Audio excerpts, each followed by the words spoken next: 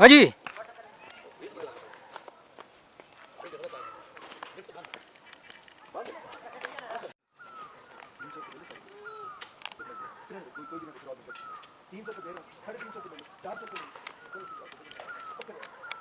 आप लेने नहीं चाह रहे, आप तो लेने नहीं चाह रहे,